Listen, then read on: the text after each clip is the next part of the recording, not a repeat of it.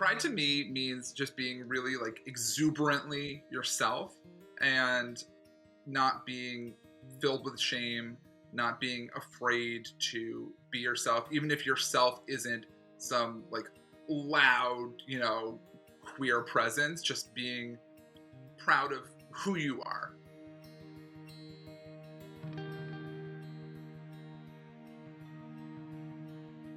So I came to Emerson and I still was unsure about how I identified. I went in saying I was straight, even though I was pretty sure I wasn't. I felt comfortable coming out to Emerson, not even just because I knew I could be accepted there, but because just like everyone there, I saw so many people who were like me and I related to. And so I was able to really figure out that that was how I identified. So it helped me figure that out about myself.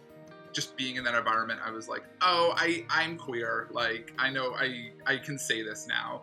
At Emerson, I was able to really take a lot of classes that had to do with identity, and that just like opened my mind up, and really I was able to look at myself through all these different lenses. And so the fact that like there was this academic side of Emerson where I was able to explore my identity and, just like learn the history of things, learn the theory of things, that was really just like, that was huge for me. I feel like in every organization I was in, I was able to find a different way to express my identity, where I wrote a book through Pub Club that was essays about my identity. In my comedy group, I was able to like write sketches that were related to it. And I feel like even though I wasn't in a specific queer org, I was able to bring that, easily to everything else I was doing. I would say my work is really affected by my identity, and I think that started at Emerson. And I think that in my career, it has come up where I've been the writer's assistant in writers' rooms or just in various rooms as an assistant.